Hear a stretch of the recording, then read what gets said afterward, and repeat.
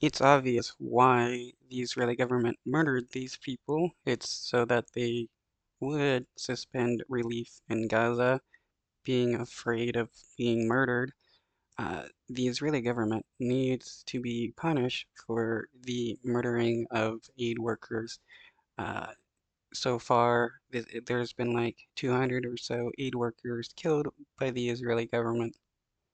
The convoy of aid vehicles had just left a Gaza warehouse, clearly marked with the logo of the World Central Kitchen, when they were hit by a series of Israeli airstrikes. Tonight, the White House among those sharply criticizing Israel. We were outraged to learn of an IDF strike that killed a number of civilian humanitarian workers yesterday. This incident is emblematic of a larger problem. 7 aid.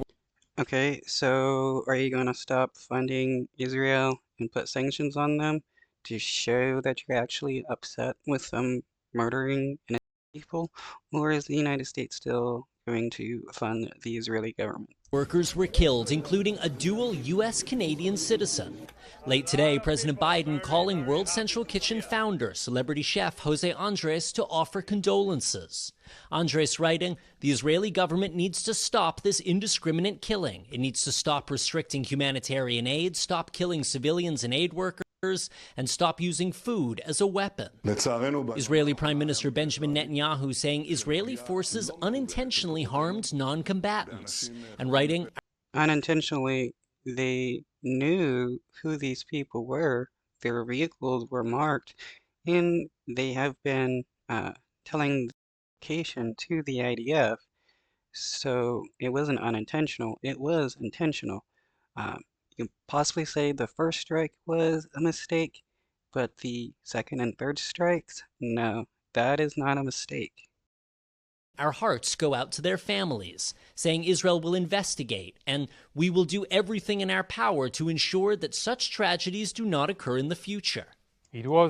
Okay, so what about all the other aid workers that the Israeli government has killed? I mean, this is an ongoing pattern of the Israeli government killing aid workers. Israel's top general saying the strike was a mistake following a misidentification. NBC News mapped the locations of the aid group's destroyed vehicles, finding at least 3 strikes over a 1.5 mile length of coastal road. The aid group says they coordinated their movements with the Israeli military ahead of time. We pressed an Israeli government spokesman. Israel tells the world that its strikes are based on precise intelligence, that it takes measures to make sure there are not civilians in the area. How can that possibly be true, given what happened here? There's a war going on. It's a war zone, and in every war, sadly, tragically, mistakes happen, and we do. Well, that's the Israeli government's justification for everything. It's a war, so it's okay to kill workers. That's that's illogical to use the excuse that it's war. And yeah, if there claims that they're using accurate information, then they obviously knew who these people were and still decided to kill them. Do our very utmost to avoid those mistakes. Among those killed yesterday, Australian Zomi Frankham.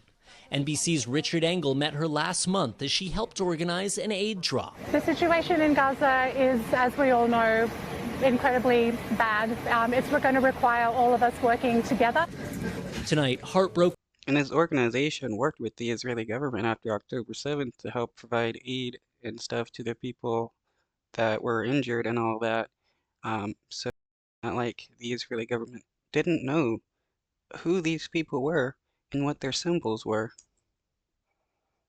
Colleagues carrying the bodies of the victims to the Egyptian border, preparing to leave Gaza with the prayers of those they came to help.